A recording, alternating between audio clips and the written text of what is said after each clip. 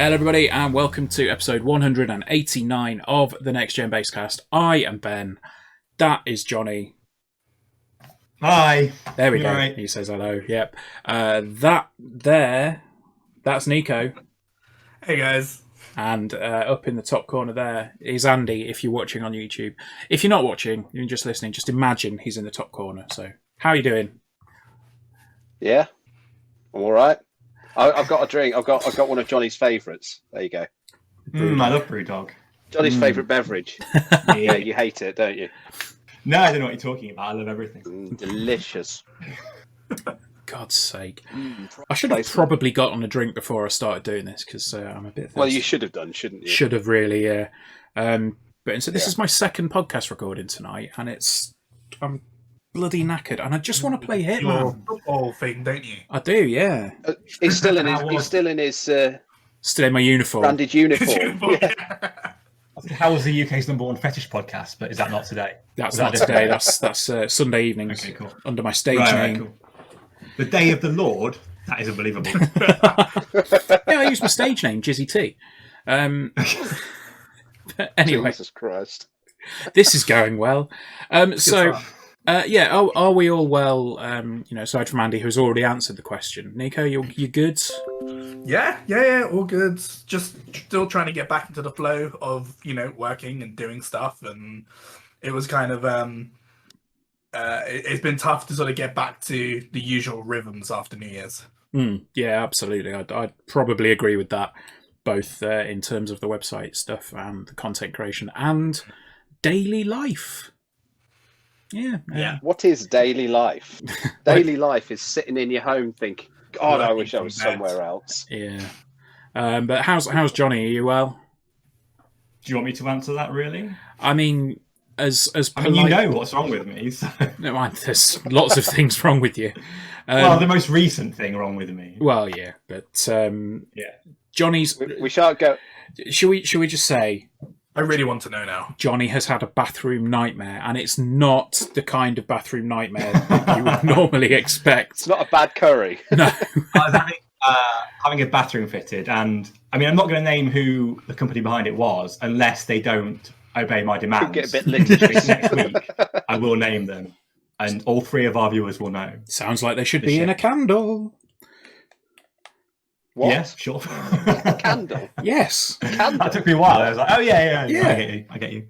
What's in the middle of the candle, But no, Andrew? apart from that, well, see, today was painting day for the bathroom. It's supposed to be black, and it is now lilac. Okay. Don't know. Was it meant to be lilac? That is actually shocking. No, the paint is called frosted steel, which looks grey. Now it's on the walls. It is lilac. So I have a lovely lilac bathroom. Please come. You know what? I thought we'd gotten to the end of this when you went on a big rant about toilets the other day. I was going to say, just get rid of your multiple cisterns. This is... I had more stock than unnamed. B&Q. Yeah. But yeah, anyway.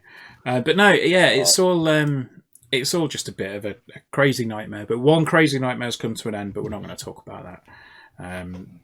Because everything's all good at the moment, seemingly over in America. But what have we been playing? Nico, I'll start with you. It's more Godfall. Okay. It's taking me a little bit. So little Destiny, it's unbelievable. But that will change soon, I'm very sure. It's more Godfall, but I want to play so many games right now. I really want to play Scott Pilgrim, so I'm looking forward to one of you talking about that. But it's more Godfall. Cool. Okay. That I think, as we said last week, that is one that we will be getting a review up of when it's done. Just trying to get the hours in. Yeah. I mean, obviously, at the moment, as we said, everything's kind of all up in the air. There's so much going on. There's been a few games out recently that have been sort of demanding our attention. I'll go to Jonny next because I know that his answer's probably going to be short and sweet. What have you been playing, Jonny? Yeah, I haven't been in my house for 3 weeks because of the aforementioned work. So I haven't played any. Okay. I can make some up if you want. Yeah, go on, make some games up. I always enjoy Johnny's made-up games. Treasure Island Dizzy. What? I've been playing... Treasure Island Dizzy. I don't know what you're saying. I've been Okay. Is that some sort of Andy joke? I don't get. It's an old. It's a Spectrum game. Dizzy It's is an old. Oh, Yeah. Yeah. okay. Yeah. I've been playing Root Beer Odyssey. Root Beer Odyssey. Biggest. It's the big. It's It's the big new JRPG. Is it the RPG spin-off of Root Beer Tapper? Sure. Yeah. They actually rebought the franchise back. It's kind of like Doom 2016. It's got a lot more gritty and intense. There's a lot of gore in Root Beer Odyssey. It's a bit troubling, bit disturbing. It used to be quite an all ages game, that. So it is actually on the. It does say for all ages on the front, but then when you play it, it's really disturbing. So yeah, it's just quite gritty. That got past the censor. I don't know how that got past the censors, but so don't play it. Same way that Cyberpunk got past QC. Ooh. You know what? One day we'll go podcast without making some sort of statement that will alienate us to the industry. Today is not that day. Oh, look, come on, let's be honest. Cyberpunk was a train wreck. Yeah. I've got some issues actually, because last week I was not here, but I watched it, and there were some aspersions made on my character that need to be addressed, I think. Firstly, Andrew said he was going to punch my front door. This has not happened as far as I'm aware. Well, I didn't, because you very neatly jiffy wrapped the game that I was after and posted it to my I letter. got it back. Yeah, I got it back. So Yeah. what I'm Did you hearing use is bubble that- wrap? Yes, it I'm was. hearing that the podcast last time worked. Yes. Isn't he a lovely boy for bubble wrapping it so it didn't shatter when it hit the floor? Yeah. I would just smash it through a letterbox and just say, "There's your game." Look, I know your cat's an absolute savage, Andy. I know he's a beast, so I didn't want it to scratch it to death. So I thought, she's ferocious. She's terrible. She'd have your and arm also, you said that I make sort of sweeping generalizations, which I've never done in my entire life. Okay, so I'm fairly sure everyone sees the irony in that, and I'm hoping that was the point. So yeah, you've been playing next to nothing. Did you not take your Switch around to your parents then? Do you know I did? But it turns out that TV is actually brilliant. Oh, I've God. got really into EastEnders. Ian Beale's a fucking cockroach, mate. He's not going to die ever. Ian Beale is Superman, right? Watching a lot of Coronation That's Street. his bread That's and butter. quite exciting. Yeah. But you're going full in on the soaps. I've gone for. Also, I've watched something called The Masked Singer, which I thought was a joke, but is a real program. That's a real thing. Yeah, and I got quite into that. I've got some very strong opinions on who they all are. Why I've would seen you it do once. this to yourself? I was really 2020 into has it. turned Jonathan into a shell of a man. So basically, I'm not playing video games anymore. I'm only watching ITV ridiculous game shows. That's Okay. all I'm doing. Maybe So, a bit of UK TV Gold. Look out for Johnny's next venture, Next Gen Soaps. And Next Gen Masked Singer. NextGenITV.com. You did try the wrestling spin-off, didn't you? The Wrestling spin-off. table thing. Table. The Vanish Announce table. Yeah. That didn't So last this would very be long. like, Squeaky Clean Okay. Johnny is Johnny's soap podcast. No, we're not. Yeah, that's the next logical step. Wrestling and soaps are the same thing. I am not. Wrestling and soap. I am not allowing a And soap. not bar removed. No, I mean, they are soap operas with people pretending to hit each other with chairs, but Which is soap operas, but without the chairs usually. Yeah, You I'm mean sure pretending. that happens in soap opera. yeah, fair. But anyway, enough. Ian Beale would be fucking Triple H Roman Reigns. He'd take out everyone. Ian Beale is invincible. Oh dear. What's Andy been playing? Yeah, what have you been playing? Would it be like- Please save It'd be us. like at the Royal Rumble where Ian Beale suddenly appears in the ring. He's entering He's number like- 29. That He just comes would in. be one of a surprise, I will say. He's got a ladle from the calf. When is the Rumble this year? Is it this Sunday or next Sunday? 31st, so Week on Yeah. Sunday. Okay, cool. I might have to get on that. Actually. Anyway, Andy, what have you been playing? What have I been playing? I've been really, really getting into Phoenix Rising. Really, that is just it's killing my time. I think I must have put about 30 odd hours into it Bloody somehow. hell. I don't actually know how. It's one of those games that's fairly easy to just kind of have you fed your just kids? let it. What? Like, have you found the time to feed your kids? Like, you're still doing the things you're meant to be Yeah. Oh, doing, yeah. right? Okay. Do you know what the good thing? The good thing about a game like Immortals is it's quite kid friendly. So it is a game I can literally stick on. It's no one gets shanked, no one explodes or anything like that.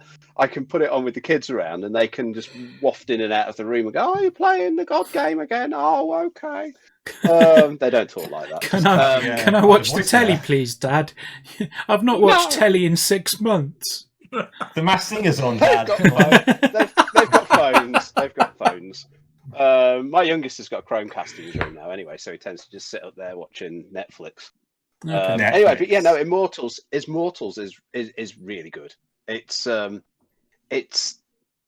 not going to be everyone's cup of tea. It's probably a bit more basic than some games. It kind of aspires to be Breath of the Wild, but it's really just kind of it's not as well crafted as Breath of the Wild, but it is still really ridiculously engrossing. There's loads of stuff to do in it, and I just find myself sitting down going, right, I'm going to do this, and this, and level up, and then I'm going to carry on with the story. And it's much easier to do that than in sort of the big kind of sprawling RPGs like Valhalla or something like that.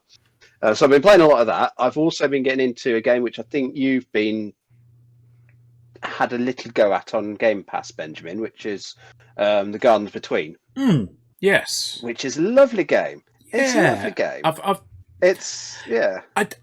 I found it a little bit. I don't know if it kind of goes on a little bit more, but I found it to be quite simplistic.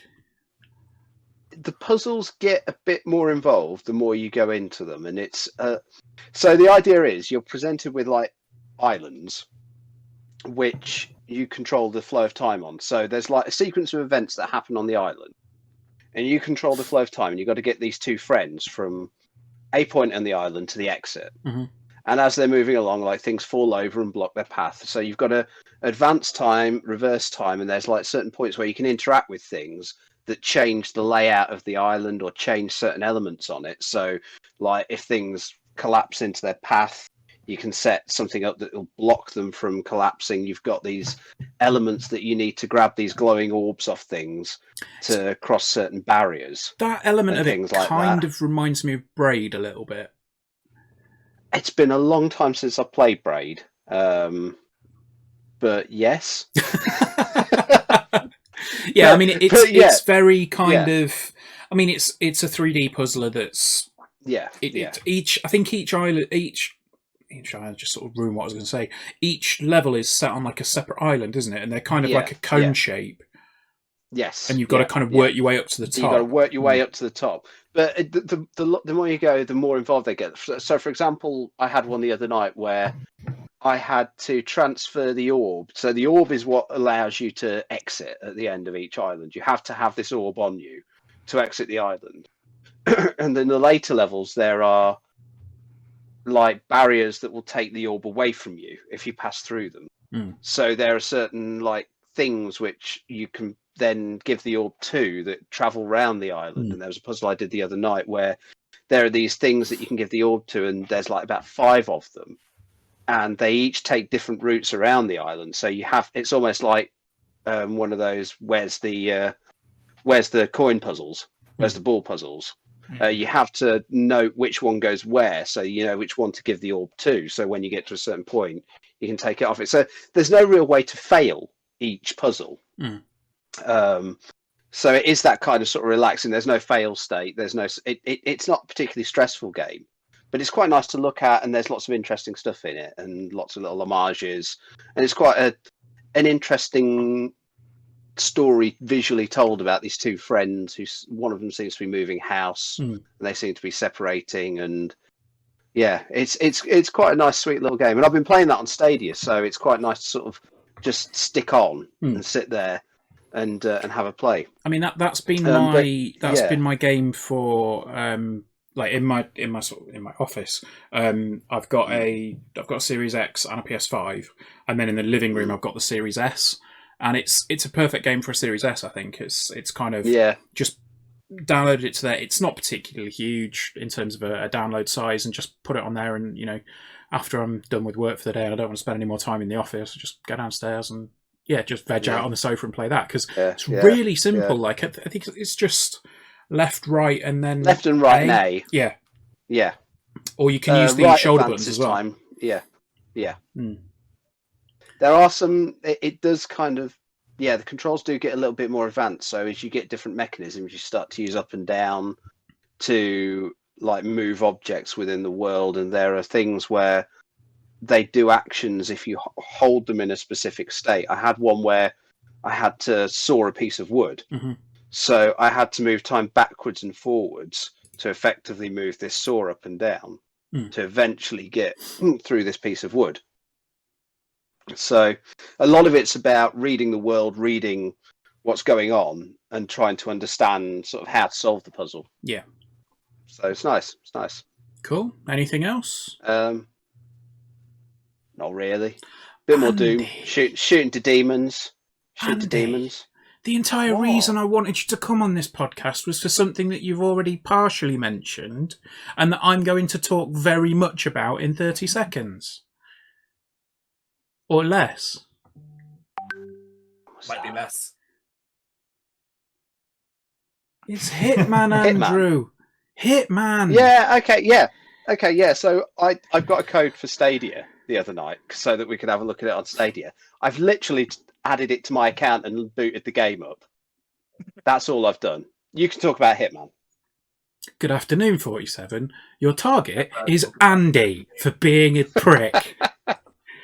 Oh, man. Okay, so I'll tell you what, Hitman on Stadia is an interesting thing. I'm quite keen to have a go at this because Hitman 1 and 2 at the minute are on Stadia Pro, so I'd already cashed them onto my account. Now I've got Hitman 3 on there. I only have one Hitman game on my account, and it is called Hitman. World of Assassination Trilogy. World of Assassination, that's it. So when you boot that up, it's basically a hub for all of the games and all of the missions and all of the stuff. And it looks really interesting. I did boot it up at like 11 o'clock last night and then thought, right, I'm going to bed. I mean, that is essentially... but it looks good. That is essentially what Hitman 3 is on the... Well, on whatever you play it on, I guess, as well. I mean, is there anything else you want to talk about before I start effusing about Hitman? Please talk about Hitman, and we will go and do something else while you just talk to empty space. Okay, well... Johnny's like, no, don't let him talk about Hitman. No, I think he was saying, no, don't let you talk about anything else. Look, normally, right, when we're doing a podcast, I can, when Andy's talking, I can do a bit of light reading. You know, I might read a bit of Dostoevsky, Lord of the Rings, something small, you know. But when I'm on video, I can't look at my phone without it being obvious. So I just zoned out hard then, guys. Sorry. I'm back in the room.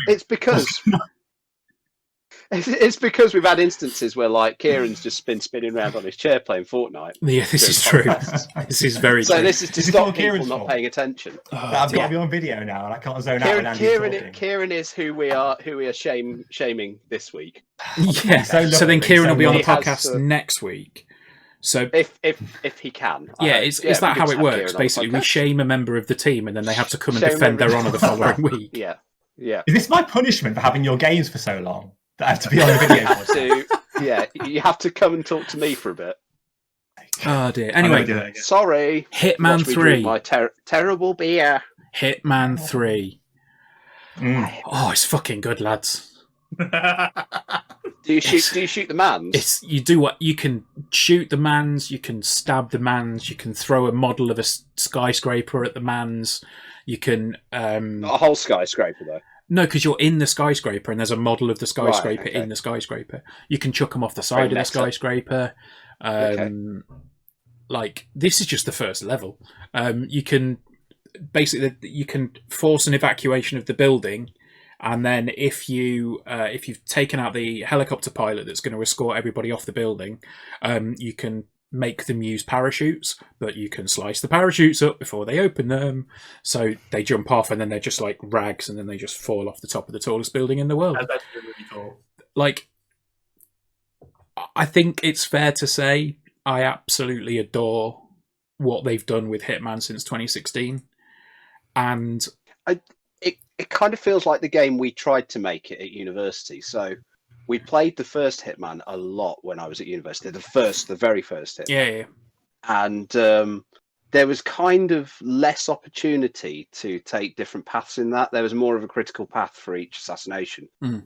But we tried very, very hard to World Break. Yeah, The one that I remember was the hotel. I think it was a hotel where with there's the a metal jacuzzi. detector.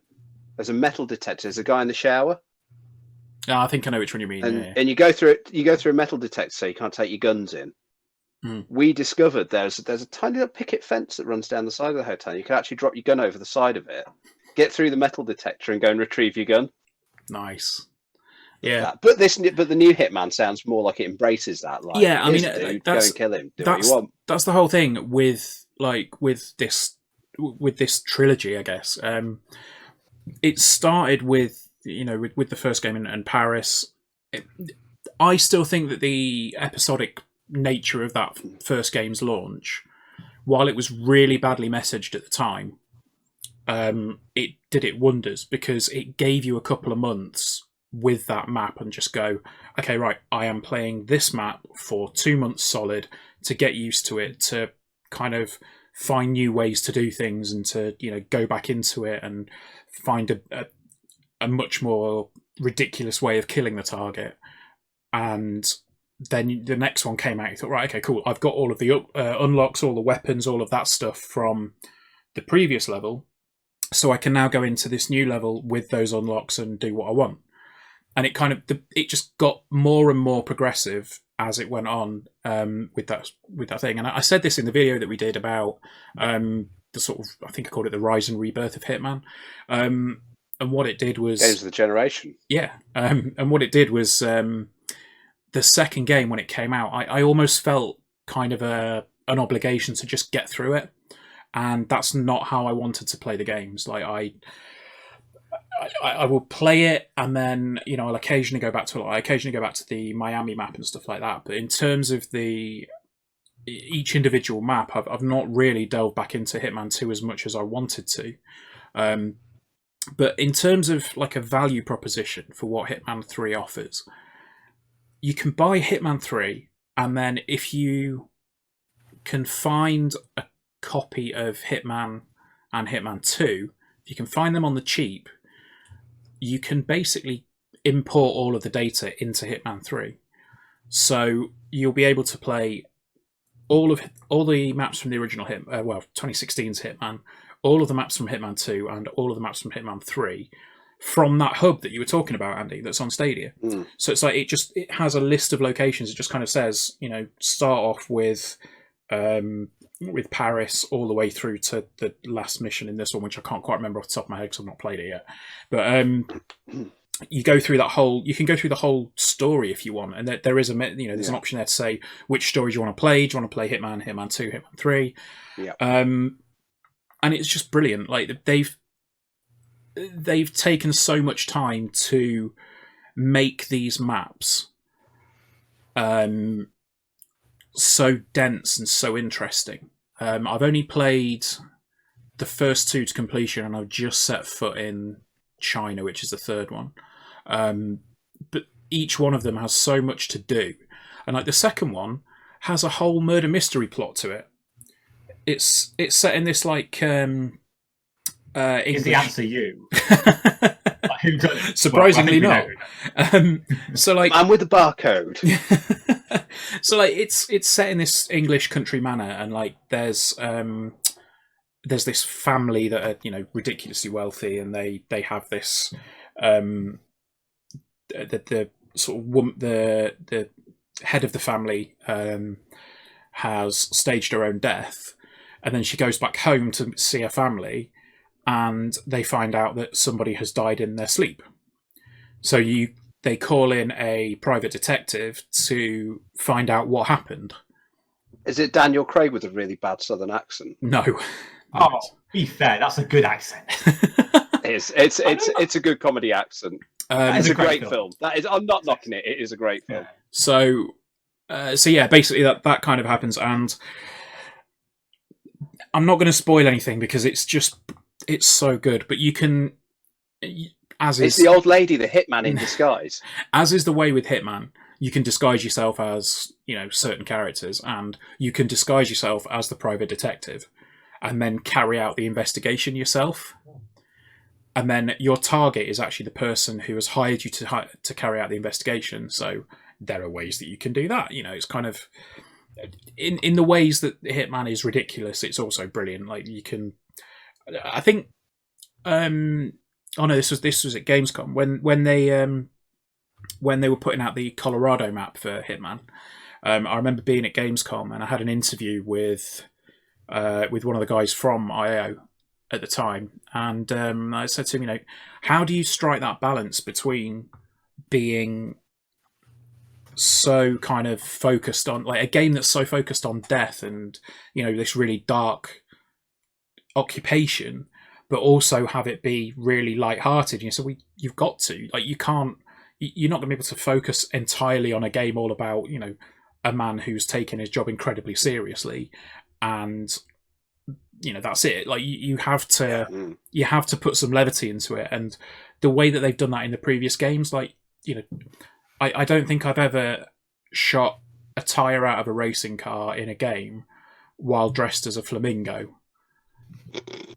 It's that kind of level of ridiculousness that makes it so good, and I love it. It's some of the stuff that the last one I played before the new ones, was it Absolution, that was a bit more linear and a bit more story driven. I remember that one being a bit more po-faced and a bit more very serious about this now. Yeah, I mean, Absolution was the one with the nuns and guns trailer. Yes. Yeah. Yeah. And that was kind of very much a linear action game rather than your typical Hitman game. But the way that you can, like, the way that it funnels you into stuff as well, like if you're not familiar with the Hitman games or you're not sure if you're going to like them, the way that it puts you in those maps is it gives you the mission stories, and the mission stories kind of almost like a breadcrumb trail of this is the kind of stuff that you can do in the game.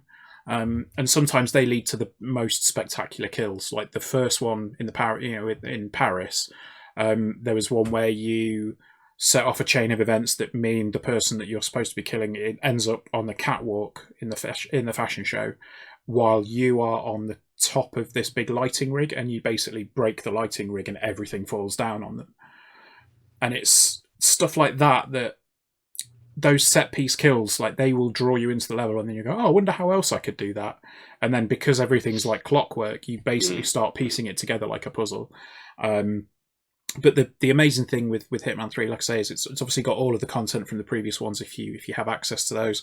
But it looks amazing. Like it's not sort of like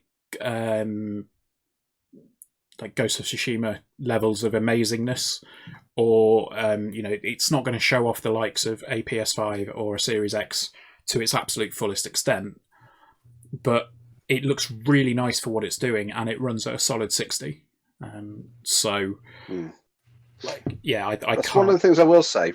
What I did see of the Stadia version from the tutorial mission is it was really, performance was great on it. It was a good 60 frames, and it looked really nice as well on that. So yeah, I'm really interested to see what you can get out of the Stadia version, because the reason that we went for it to have a look at it is because they've got this thing called the state sharing. They have, yeah. So I think the idea is you can, from what I gather, you effectively create a unique URL that you can share. Yeah. And other Stadia players can then drop into your game in the state that it was at when you created that URL. Yeah. So you just share that, people click on it, and they're straight into the game at that position. Yeah. And that's a really cool feature. Like, yeah.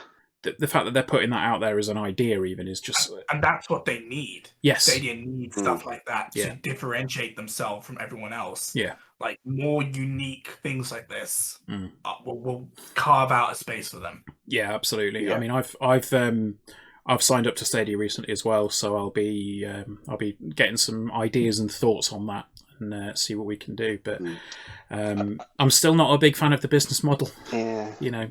I tell you the one thing I have noticed, which I think you will probably notice as well, because you've got a mesh Wi-Fi as well, haven't you, Ben? Mm-hmm. Stadia does not like mesh Wi-Fi's very well. Cool. I was trying to figure out why, when I was playing Stadia games on my phone, more so than my iPad, bizarrely, when I was in the living room, it was hitching all over the place. I did the speed test, and it came back. You got a great connection. You've got great speed. You'd be all right. But when I'm in the office here, it plays fantastically. When I'm anywhere else in the house, it hitches like a mofo on my phone. And the reason being is when you're connected to mesh, you're obviously sending your signal from your phone to one device to another device to the internet. And having that extra step in between, because you're effectively streaming without buffering, means that every now and then it's catching up with it, because it's kind of going ding ding ding ding ding ding ding ding rather than just kind of one way. So one thing I am going to try is on my iPad, because I've got a USB Ethernet adapter. Is actually connecting that into my iPad and trying to run that through the Ethernet port in the back of one of my mesh units. To see if that reduces that that in those steps. Because that's the one thing you really want to do with a portable device is plug it into a router with a cable. Yeah. I was at one point, I was thinking, maybe I should get a Chromecast to plug into the TV downstairs. Have they actually enabled it so that you can use a normal Chromecast with Stadia yet? I don't think they have yet. You still need to get the Chromecast Ultra, which you can now only buy as part of the Stadia kit. Google, they don't actually sell Chromecast Ultra individually. Google, and the replacement for the Chromecast Ultra isn't compatible with Stadia. Yeah, the new Chromecast don't do it. What are you doing? And I do think that is completely absurd. Your own platform should be on every available device. That Google should have it on everything that they own. The absolute best performance I've had out of Stadia is on my MacBook running through Chrome on a wide connection. At which point it's like playing on a high-end PC. Yeah, it's barely noticeable that you're streaming. It's really good. Yeah. I mean, I think the interesting thing for me is going to be when TVs start getting it. Apps that are built in. I know LG have said that they're going to put out GeForce Now and Stadia apps later this year. GeForce Now? Was it GeForce Now? Yeah, I think they said GeForce Now's coming to it. That's an interesting prospect. Yeah, I'm sure that was the case anyway. But yes. On the Shield. Which is a pretty niche. Yeah. I mean, it's on devices, but in terms of playing it on a TV or something, it's... Yeah, I'm interested to see what they do with that when that rolls out. I mean, I'm surprised they haven't put it on any like Android TVs, to be honest, because like you say, Nico, it should just be on everything. Yeah, it really would be good. What would be interesting is when cable providers start getting in on this. If they start getting in on this, because if you could stream it through your cable connection, that should be fairly low latency. Yeah. Yeah, it'd be interesting. Anyway, are you intrigued by Stadia? Johnny's dropping off. See what? Are you intrigued by Stadia? Have you ever seen that Schwarzenegger film? I think it's True Lies. Where he's like, at the beginning, the officer is on the phone to his wife and he has a tape recorder. He just plays tape of him going like, yes, all the way through. Is that what you need for the podcast? Anyway, no, I still like it. I'm going to get Stadia, man. I mean, it seems like it's kind of untested stuff at the moment. Yeah. What? You jumped in on the GeForce Now game for a bit, didn't you? With when Division 2 was cheap. I played Division 2. Uplay. I did, yeah. Only through the streaming. Yeah. Yeah, I did a little bit. I don't think it's it's not a little bit. It's not a long-term thing for me at the moment, but who knows about the future? Nah. Yeah. So the other thing that I've been playing this week, I've literally been playing 2 games all week. And you've talked for about half an hour about one of them. Yeah, because it's fucking brilliant, Andy. Shut your face. The other one is what Nico mentioned earlier, and it's Scott Pilgrim versus the World Complete Edition. I'm so glad this game's available again. Like, I am so happy that people can actually go out and buy this game again, because it's been over 10 years since it disappeared from stores. I don't think they've ever actually... No, sorry. It's been 10 years since it's released. It's been 6 years since it disappeared from stores. So it's like... I don't think they ever confirmed why it got really pulled from the stores. I think it was just a case of the... I think it was like the licensing had probably expired for the title. But it's more based around the comic books than the game. And... In the film. To me, that's not a bad thing. Like, it pulls a lot from the movie, obviously, because it's based on the comics as well. But there are some things in the game that you won't necessarily recognise if you just watch the movie. Which I have. I've watched the film and I love it. Yeah. I never read the comics. They're good. You know, they're a lot of fun. And I think the thing for me with Scott Pilgrim is I have such fond memories of it, but the one thing that I'd completely forgotten about is how you upgrade, and I'd completely forgotten about upgrading my character or upgrading Scott at any point. So I got to like the 3rd level and I thought, this is a lot harder than I remember it. And it's because I'd not done any upgrades. So if anybody's listening that wants to play Scott Pilgrim, just save all your coins until you get to 500, then pay off Scott's late fees at the video store and upgrade from there, because all the upgrades from that store are completely like dirt cheap, and it'll get you up to the max level pretty quickly, which makes the rest of the game fairly straightforward. But like the art style's amazing. It's basically a 16-bit version of the comics in full colour, and you can't talk about this game without saying that the soundtrack's brilliant, because the soundtrack's amazing. It's Anna Managuchi, so they do like chip tunes with rock music, and it's just so good. Like I remember buying the soundtrack from like the American iTunes at the time, and it's still I still get fairly regular rotation out of a couple of the songs because it's just fucking brilliant. Like, go play it. Making me want to get it now, like right now. Like, I can't. I have other things to play, but this is you're really selling it to me. Like it's basically like River City Ransom and kind of Double Dragon sort of thing. Yeah, like double. It's that kind of game. It's a little bit Streets of Ragey, but it's not until you get your upgrades. It's not that fast paced, and then when you do get your upgrades, everything kind of flows quite nicely. So. That's Scott Pilgrim, and that is essentially all I've been playing all week. It's just 2 games, and I'm itching to get back to both of them, to be honest.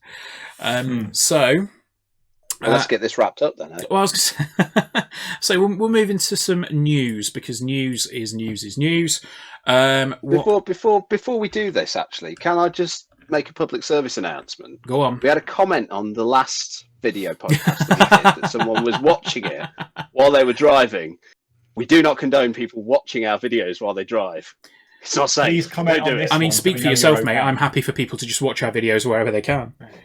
Yeah, but not while they're driving. We don't want a headline of the Daily Mail tomorrow to be a video game website causes horrendous pile-up on the M5. Hey, we didn't cause it. It's the driver's fault. Anyway.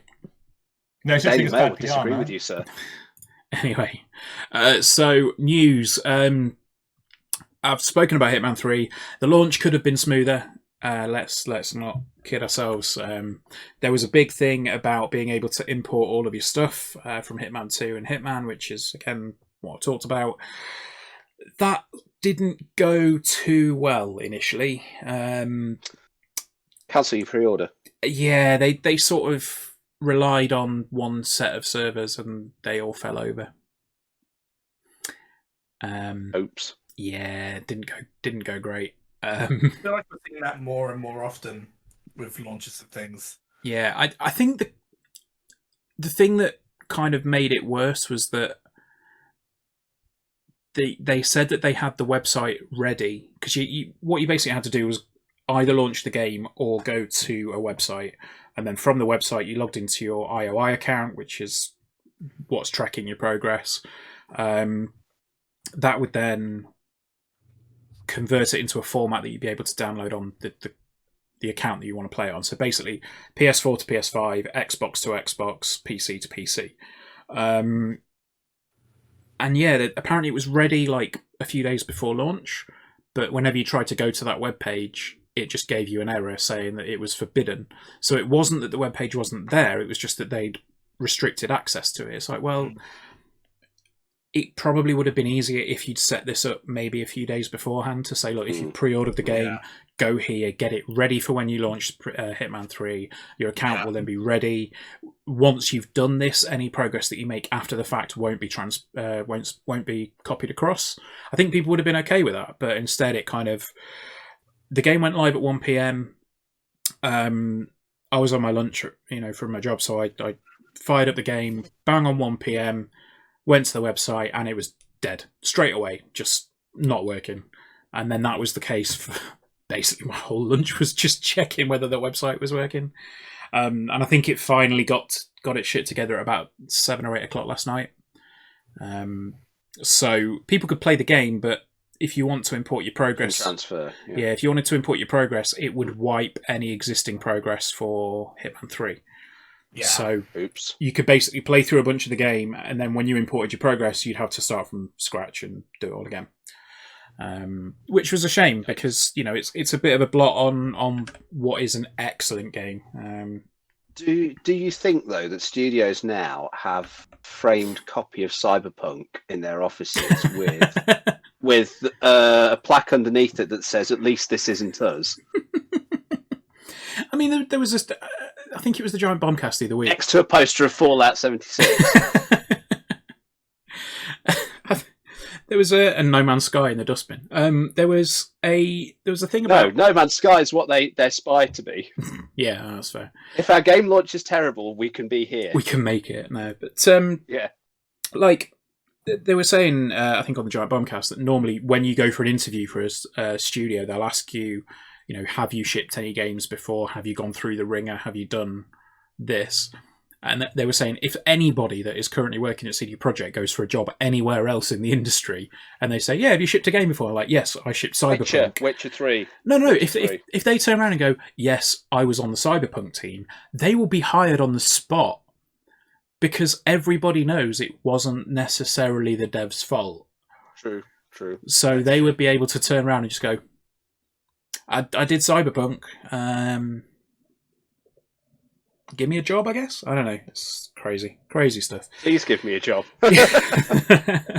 Yeah. Okay, so next bit of news. As I said, it's been a relatively quiet week, but there was a lot of speculation about Fall Guys, one of our top 10 games of the year, much to Johnny's enjoyment. I'm sure. I never actually played Fall Guys, so I think it was blocking something else that I wasn't happy about. I think it might have been Doom. Was it? Yeah, was it Doom Eternal it was blocking? Yeah. So last year you were championing the cutesy game over the serious game. This year you were championing the blood and guts game over the for all the family game. Are you calling Ring Fit Adventure a cutesy game, Andrew? That is hardcore. I was more talking about Goose Game. Goose Game. Oh, I think. I mean, technically, Ring Fit Goose Adventure Game was the hill that RPG you can play. So yeah. But wasn't Goose Game the hill that you were going to die on do squats, in 1999? See what? Goose Game was the hill that Johnny you were was going to die on. Yeah. Yeah. Yeah. I mean, I still think Goose Game was wronged along with our Game of the Year lists are always wrong. This is the issue, It's a democracy, Johnny. As we've seen this week. As we've seen this week. There was many games on my Game of the Year list that didn't make the cut. Was Neo 2 on your list? Neo 2 was on my list. Okay. Scourgebringer as well, which is an excellent game that no one else played. Is it? It's kind of like a hack and slash version of Super Meat Boy. It's Nobody good. asked. We should publish everyone's individual lists. Yeah, maybe. Nobody asked. The Andrew really Beacon story. I can't argue with that. Problem was not enough people had top 10s. It was like a top 4 or a top 6 or a top 7. Yeah. So we all need to play more games. Yeah, I know. Because we were all so busy last year. Nico, stop playing Destiny and play outside more doing games. everything. Yeah, seeing. I've already played more games this year than I did in the whole last. Yeah, that's I fair. was going to say we're in lockdown. You've got no excuse now. I mean, as long as you're not going to a party with 15 people, you'll be fine. More than 15 people. What a farce You only get that fined is. if there's more than 15 people there. I know, what a farce. Anyway, this isn't a politics podcast. Johnny, should we start a politics podcast? Fuck. Yeah, communism. Let's talk about communism. Our podcast. Our podcast. Oh my god. Oh, Christ. Anyway, Scarily in sync. yeah, so next bit of news. It's almost like our WhatsApp channel's insane. Next bit of news is one that I think is probably going to be a difficult one for Andy to talk about. console. saying Andy ever has trouble annoyed. talking? Console scalping is still happening. I'm just annoyed. It's just frustrating. Okay, I just want an Xbox. Can I not buy an Xbox? No. And We tried okay, to help. so We well, did you our best. did, and I'll be honest. I got all the way through payment. I got all the way through to the end of PayPal with an Xbox in my basket from Game, and when PayPal sent me back to the site, it went, nah, mate, out of stock. In it, I was like, yes, Andy's got a neck. Oh no. So you break a window. I just lose my I shit. didn't break a window. I just stropped back off to do some work. I got cross and just stomped back to my computer. Did some more work. I mean, But it's just such a shit situation because we had a big chat about this the other day, and I think like it's a really awful like global situation. Everybody knows what's going on. Everybody's got to stay at home. So naturally, the obvious thing to do is to try and get hold of something that can keep you entertained, which is for a lot of people going to be video games. For a lot of people, it's going to be video games. And 2 new boxes came out, and they're pretty decent boxes, to be fair. Like, yeah, they're impressive consoles. They're at an attractive price point, and you think, okay, cool, just keep getting them made and get them pumped out. Not and doing anything else. Yeah, like just pump them out, get them made, people will buy them, and then it's all falling apart because we can't go into a store and buy one. I was saying this. Yeah, I was saying this I was talking to Gary on our WhatsApp group earlier about this, and I think the more you think about it, the problem does lie in the fact that there are no brick and mortar stores open at the moment. There is no stock being assigned to actual shops. When I got my 1S, when they first came out, the initial batch were really hard to get hold of. They went really quickly. So what I actually did was I put a back order in at our local Game and said, okay, so when the stock comes back in for you to reserve a copy, can you get in touch with me? And I'll put my name down for one. And they did that, and they said, okay, we've got some stock coming in. Do you want me to put one to one side for you? No one else has shown much interest. We've got a few other people after one, but yeah. So then I popped into the store and bought one. And that's from experience of having worked in Game many years ago. Is kind of how it would work in a brick and mortar store. People would say, I want this console that's not available. Okay, give us your details. When we know when we're getting stock in, we'll let you know. You can, tell us if you're still interested. Now it's like you wait till they come online. No one's offering a back order service. As soon as they hit the stores, the bots are going, Xbox, PS5, give me all of your stock. Job done. Off they go to eBay. I mean, it's bastards. Yeah, it's just shit. And I know, Jonny, we were talking about it in terms of the fact that they're managing to stop this for gig tickets and stuff like that. What? Because gigs aren't happening. I think we agreed that what would solve this is communism. I think if we had communism, then we could put price caps on all this stuff. Our Xbox. We'd have one PS5 per community, one Xbox per community. Fine. Oh, man. And the people would share. Yeah, exactly. Yeah. You don't play Xbox. Winner stays on. Plays you. I mean, winner stays on. Sure. Yeah. I don't know why I expected. I don't know why I expected a serious answer from Jonny on Sorry. this. Serious answer is if they just outlaw the bots, that'd be really handy. But are they going to? Because they're getting money either way. Do they care? I mean, this is exactly it. Retailers do not give a toss. Yeah. No.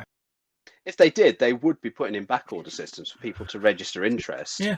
And they would then do it on a first come first serve. If you were on the list, the higher up the list you are, when the stock comes in, they go, right, we've got 50 consoles coming in, top 50 people in the list, send an email out.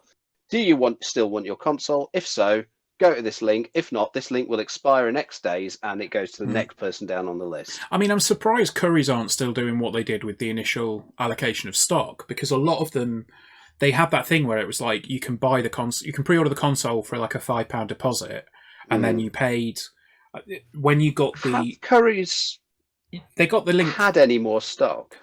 Yes, I think so. Yeah, there was a Have few. they? They had a few PS5s the other day, but that was the thing where like you pay that and then the listing went up for like $2,500 and they sent you a £2,000 discount code.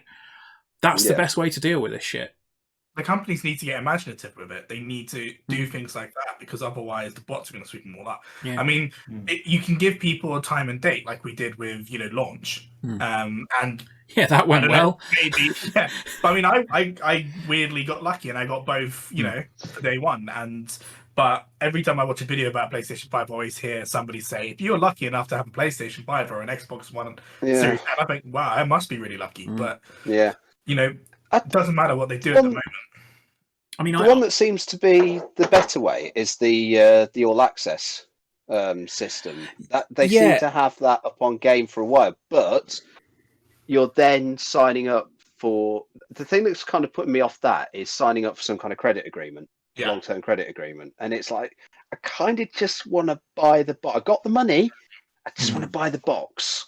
I just want the box. Give me the box. I mean, I think the reason that initially, when the whole pre-order thing was going live for the Series X, my thoughts on it were, if I don't get one at launch, I'm not that bothered. I'll pick one up down the line.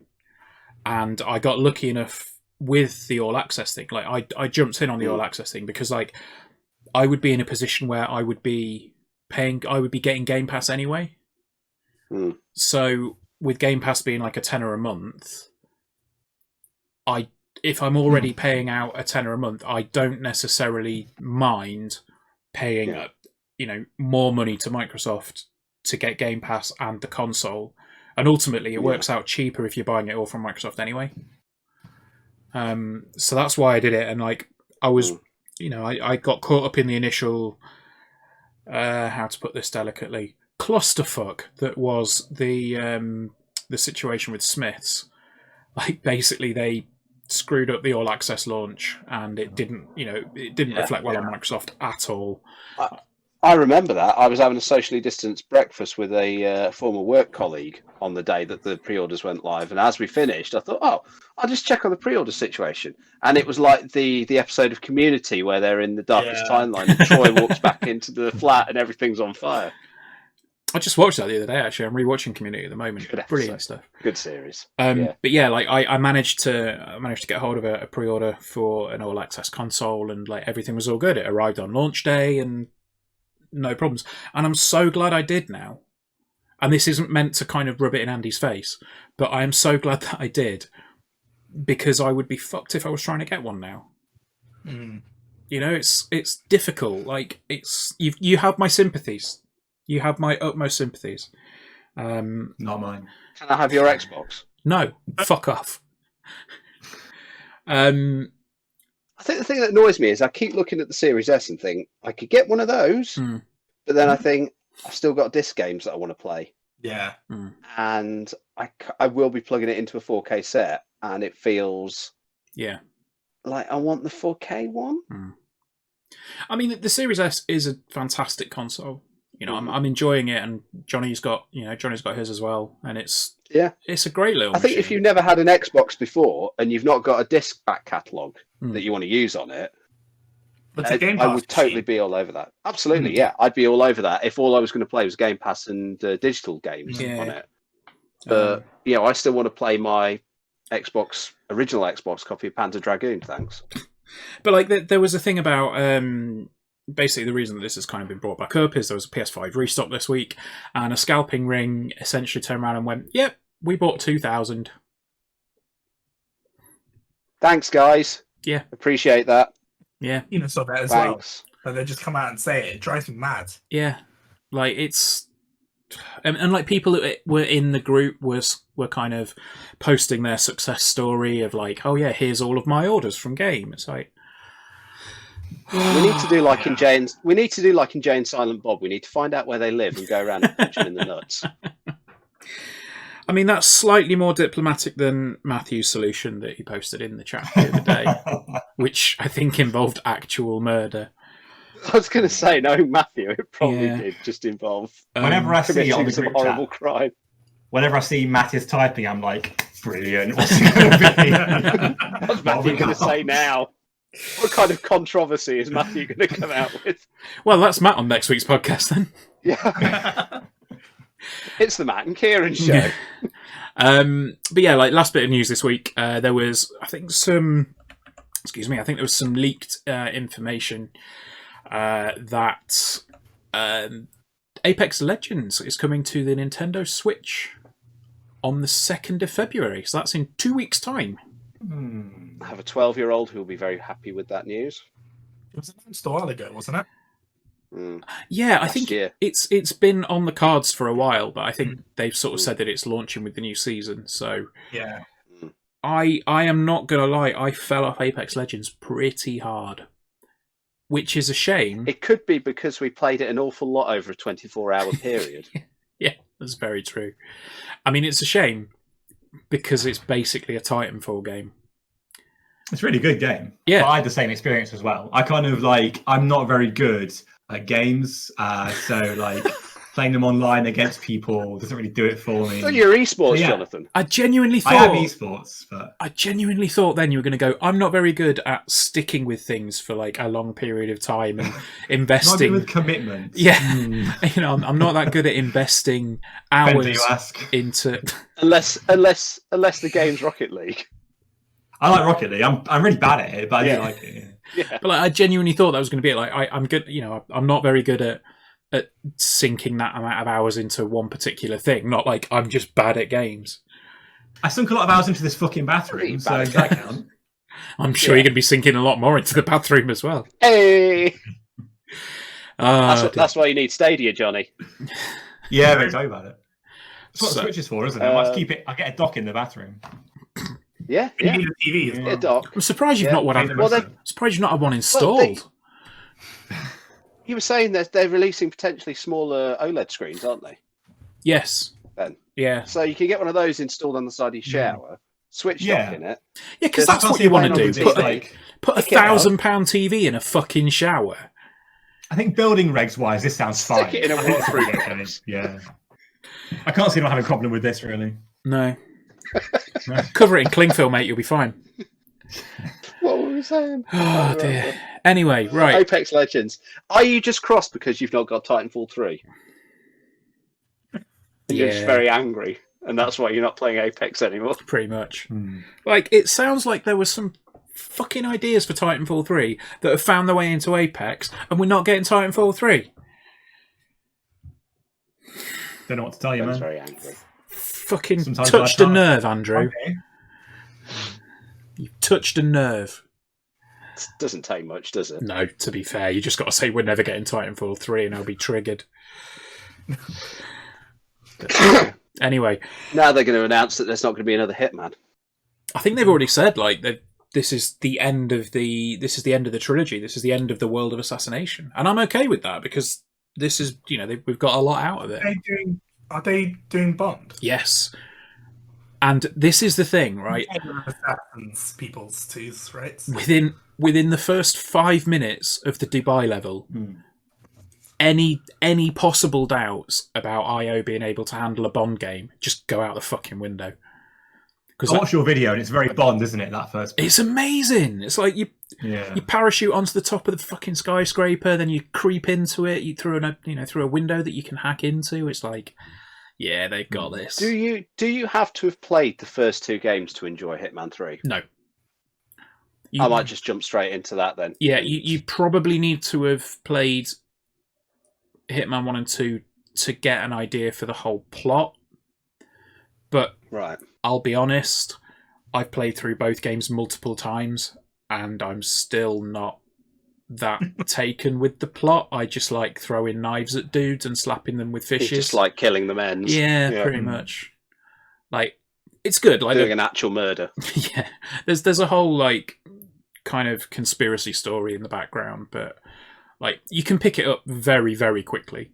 And then sort of go back and flesh out the rest of the bits. I mean, particularly with the second one, they didn't do like fully rendered cutscenes.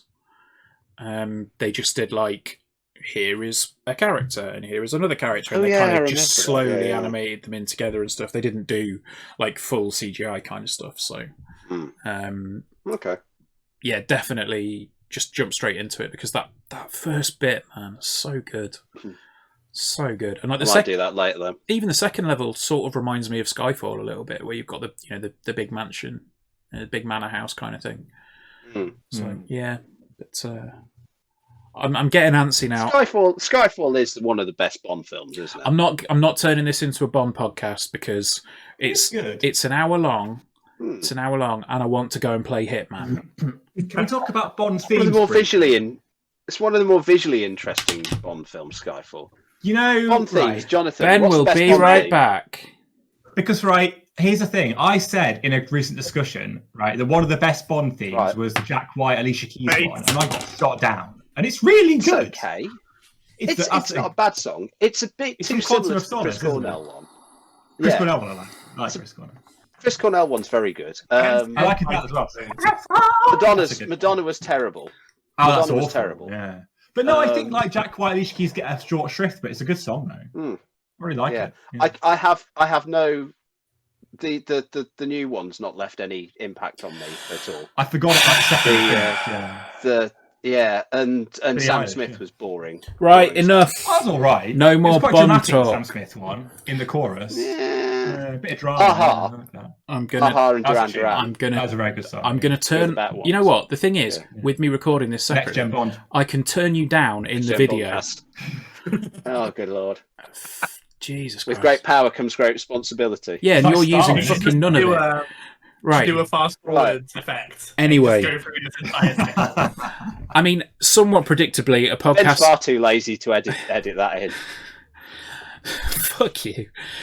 Somewhat predictably, given that this is a podcast that has both Jonny and Andy in it, it has devolved into utter farce. Yeah, How good very thing. rude. I am a professional games journalist. You're not.